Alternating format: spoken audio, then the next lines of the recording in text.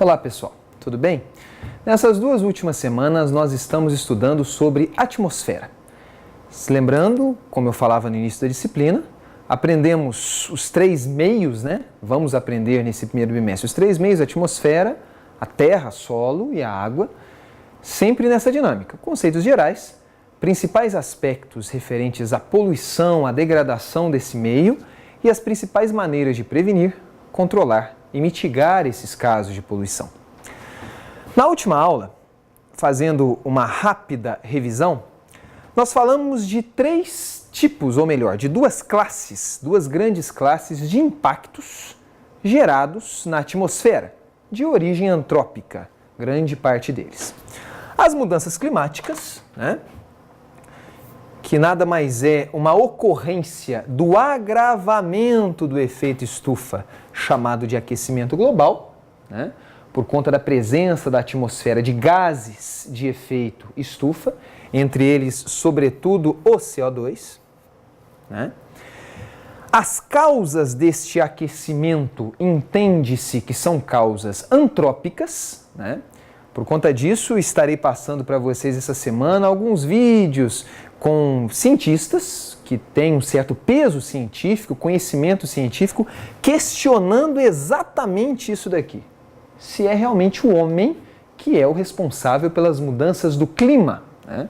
Vocês devem ter percebido no semestre passado, e sobretudo em função dessa Rio+20, que esses cientistas céticos em relação ao aquecimento global de causa antrópica, alguns dizem que até que o clima está esfriando, digamos assim, né? A temperatura da Terra está diminuindo e não aumentando. Esses céticos eles têm aparecido mais, inclusive na mídia, na apresentação de palestras, e criticando essa questão, o fato do homem ser o culpado por esse aquecimento global. E nós vimos também na aula passada mecanismos de prevenção, controle e mitigação de gases de efeito estufa.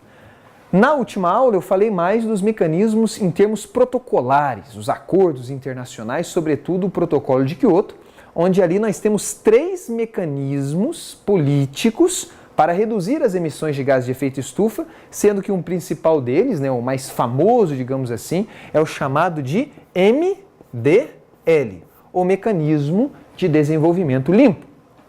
Como no final dessa disciplina falaremos de fontes alternativas de energia, e sabendo que o principal responsável pelas emissões de gás de efeito estufa é a principal responsável é a utilização de combustíveis de origem fóssil, então nós vamos deixar para o final dessa disciplina esse apelo, né, como alternativas às mudanças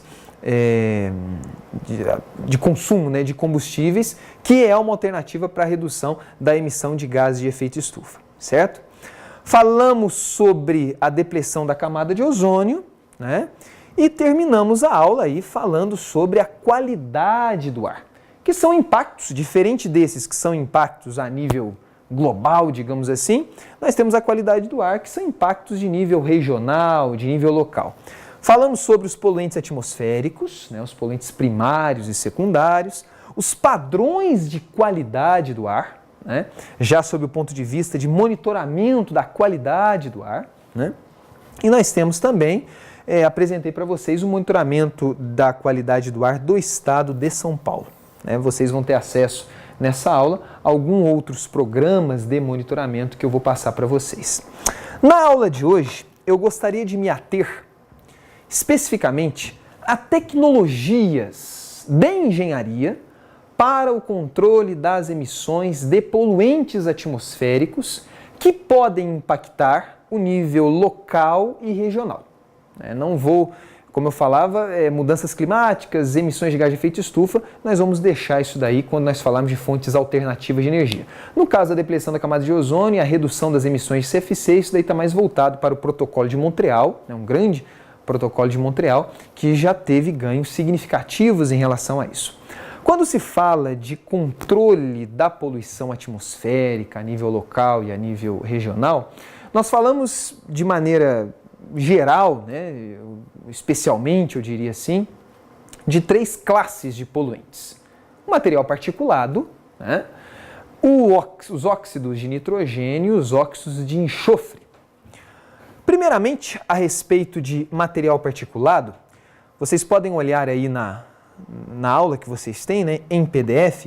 O problema do material particulado, como nós vimos na nossa primeira aula, é em função ao impacto que isso daí causa na saúde. Quando nós respiramos esse material particulado, isso daí, obviamente, pode causar problemas, causa problemas para o nosso sistema respiratório, né?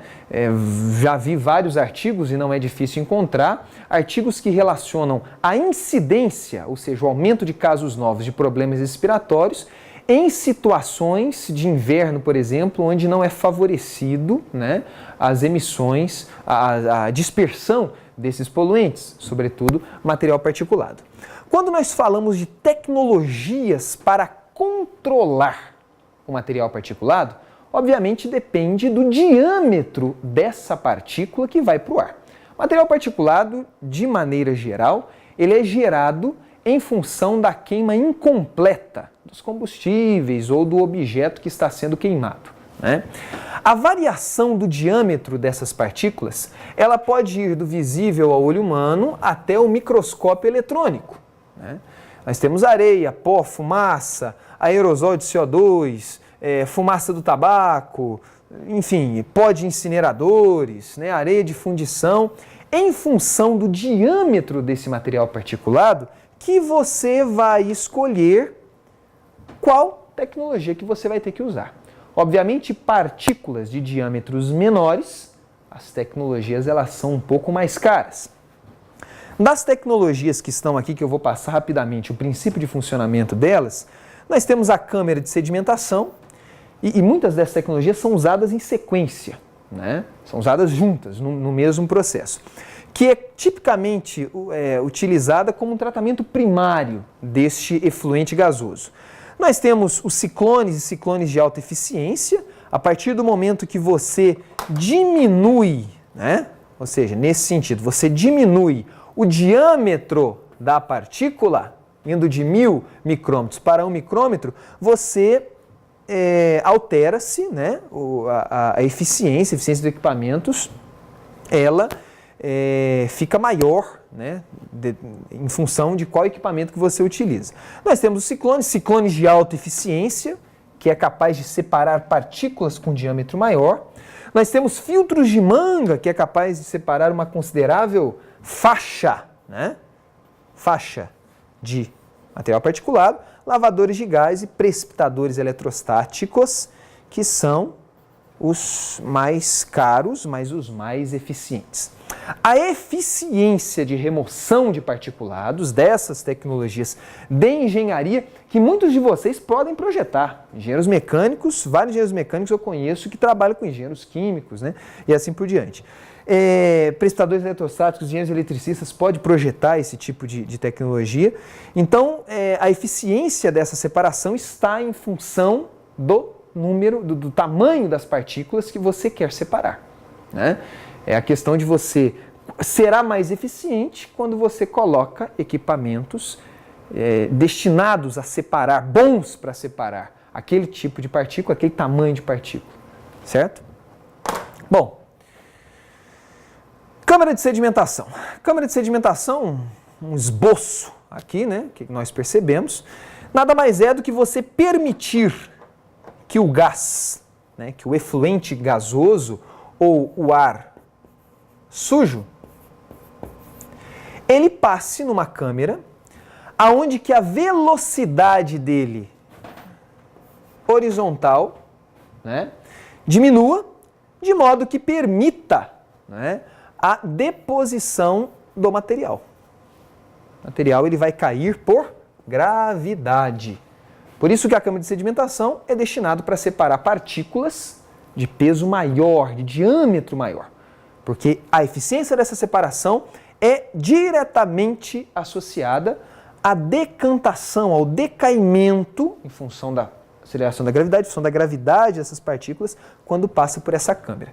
Então aqui na saída nós teríamos o ar supostamente limpo, certo? Esse é o princípio de funcionamento da câmara de sedimentação. Existe uma disciplina na engenharia ambiental chamada efluentes gasosos, ministrada no 4º ano, Se vocês tiverem interesse, vocês podem puxar, onde aprende-se a dimensionar todos esses equipamentos, ok?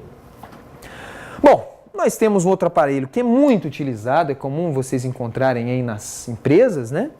Que é a questão do ciclone. Aqui eu tenho um ciclone convencional, né? Ou um separador ciclônico, aonde você, através da entrada do ar sujo, uma entrada geralmente tangencial, né? O diâmetro do ciclone, ele é um parâmetro de dimensionamento importantíssimo, né?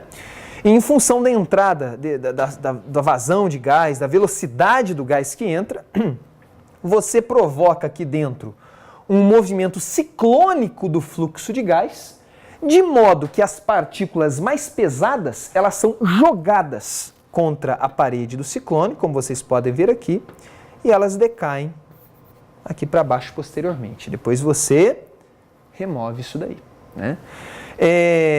Quando se faz gerenciamento de resíduos ou de efluentes, o que nós observamos é que, no caso de efluente gasoso e de outros efluentes líquidos também, né? Sempre nessa remoção você gera mais um resíduo, essas cinzas aqui, essa sujeira, que passa a ser um resíduo sólido, que nós vamos ver nas aulas aí para frente, deve ter um destino adequado, certo? Então esse daqui é o separador ciclônico. Nós temos os lavadores de gás, que também é uma técnica comum nas empresas, onde você submete o fluxo de gás a um contrafluxo de água ou de água nebulizada, vapor de gás, vaporizada, né? Vapor de água, né? Aqui nós temos 3 exemplos de lavadores, né? Lavador do tipo bandeja, onde você coloca a entrada de água aqui em cima e através de bandejas essa água cai e vai no sentido oposto ao gás sujo que sobe. Essa água lava as partículas maiores, né, de diâmetro, e depois você tem a água suja aqui embaixo e essa água você tem que dar um destino para ela. Nós temos a torre de nebulização, onde você nebuliza, né, água no fluxo, ao longo do fluxo de gás, e acontece da mesma forma. Nós temos aqui o lavador Venturi, né, onde você tem a entrada do gás sujo e a entrada de água se dá exatamente na garganta do Venturi, né? Por uma equação da continuidade, nós observamos que a vazão, ou melhor, a velocidade do gás para uma mesma vazão, né, Q igual a V vezes A. A vazão é a mesma. Se eu diminuo a área, a velocidade ela tem que aumentar. Então aqui nós temos um aumento da velocidade do gás sujo, favorecendo o contato do gás sujo com a água que entra exatamente nessa garganta. E nós temos aqui a saída do gás limpo, supostamente limpo, com a água suja, que deve ser tratado. Nós temos aqui mais 2 desenhos, né? Um lavador Venturi, né? Onde a água, spray pré-formado, o spray de água ele entra antes do ar sujo, né, entrar na garganta do Venturi.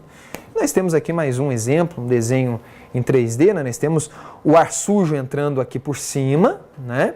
E nós temos na garganta, né, do Venturi, um pouco antes nós temos a entrada da água, né? Que faz esse contato físico e ocorre assim a separação.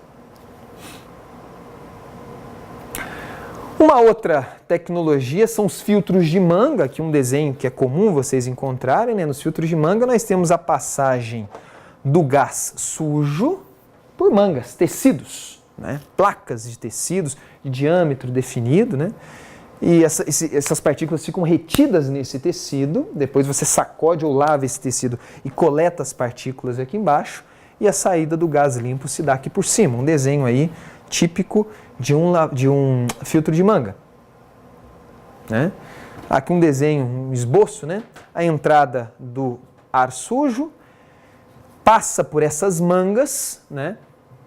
E a saída do ar limpo. As partículas ficam retidas nessas mangas, né? A fibra do filtro. Aí nós temos o custo, né? A preocupação com, eu quero separar partículas desse diâmetro, então tem que comprar tecidos que têm esse diâmetro para filtrar mesmo, né? Então a sujeira fica retida aqui entre as fibras do filtro e depois você coleta essa sujeira, né? E por fim, né, nós temos aqui o precipitador eletrostático, que é uma tecnologia que tem uma eficiência elevadíssima para partículas maiores e também, obviamente, para partículas menores. O que ocorre é você criar uma diferença de potencial numa atmosfera, né, num espaço, né? Nós temos aqui, de um lado, a placa aterrada, né, ou seja, potencial nulo, e do outro lado nós temos uma carga negativa. Cria-se então um transporte ou movimento de íons nesse espaço. Quando o ar sujo, as partículas passam por aqui, né, nós temos o carreamento da partícula por esses íons em direção ao polo aterrado. Então nós temos aí a separação da sujeira, né? Aqui, por exemplo, né, nós temos um filtro de manga, né? Aqui está aterrado, né, uma placa, né? Um lado da placa, são duas placas, né?